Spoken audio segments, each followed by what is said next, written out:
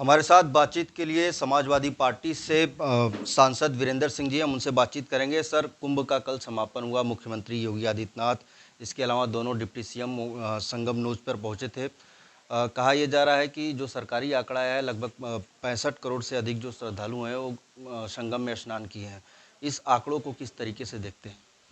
देखिए, सरकारी आंकड़ा है और जहाँ तक कुंभ का सवाल है, मैं इसके लिए पूरे देश की जनता को बधाई देता हूँ कि आस्था और विश्वास के साथ उन लोगों ने कुंभ में स्नान किया और पुण्य के भागीदार बने।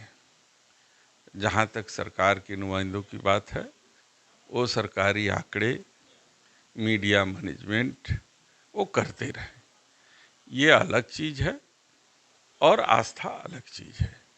तो पूरा देश आस्था के साथ स्नान किया है। मैं पूरे देश को इस कुंभ के सफलतापूर्वक पूर्ण होने और उनकी पुण्य की प्राप्ति के लिए जो उन्होंने स्नान किया है, उसके लिए मैं बधाई देता हूँ। कल मुख्यमंत्री ने सफाई कर्मियों को जो सम्मानित भी किए थे, इसके अलावा उनके साथ भोजन भी किए थे। देखिए, मैंने फिर सवाल किया कि आप सफाई कर्मियों के साथ भोजन करके क्या दिखाना चाहते हैं? कि वो मानव नहीं है, वो अछूत हैं? आप क्या दिखाना चाहते हैं?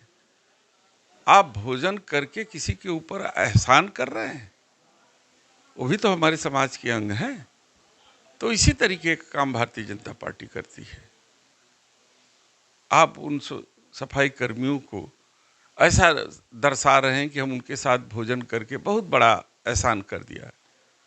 तो इस तरीके के कृत्य की निंदा की जानी चाहिए और इस कृत्य से हम सहमत नहीं हैं।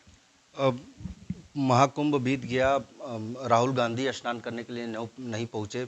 बीजेपी और उनके सहयोगी दल ये कह रहे हैं कि अपने आप को राहुल गांधी और उद्धव ठाकरे जो है हिंदूवादी नेता बताते हैं, लेकिन इतने बड़े महापर्व में वो लोग स्नान करने नहीं पहुंचे। आप इसको किस तरीके से देखते हैं? देखिए, जहाँ तक सरकार की बात है और जहाँ तक कुंभ स्नान की बात है, वो व्यक्ति की अपनी अपनी आस्था व्यक्त करने के अपने अपने तरीके हैं। कपड़ा पहन करके कुंभ में स्नान करना कहाँ तक आस्था का सवाल दिखता है? अगर इस तरीके से कुंभ में स्नान किया जाए तो मैं तो नहीं समझता हूँ कि इसमें कोई धार्मिकता है। कभी किसी को देखा है कपड़ा पहन के नहाते हुए?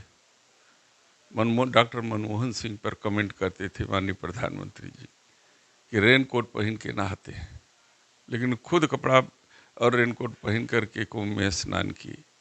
तो जब कोई किसी पर एक उंगली उठाता है तो 3 उंगलियां उसकी तरफ इशारा करती हैं।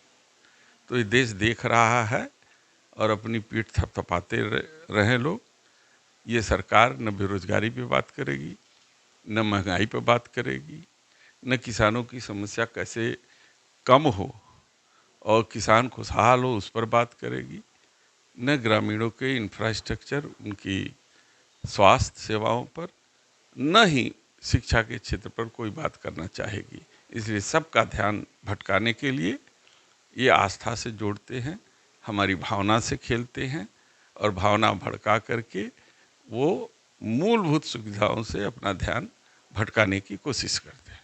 आपको लगता नहीं है महाकुंभ में राहुल गांधी को जाना चाहिए था? मैं भी नहीं गया तो इसका क्या मतलब मैं धार्मिक नहीं हूँ? मैं भी नहीं गया तो इसका मतलब क्या हुआ कि मैं हिंदू धर्म से नहीं हूँ?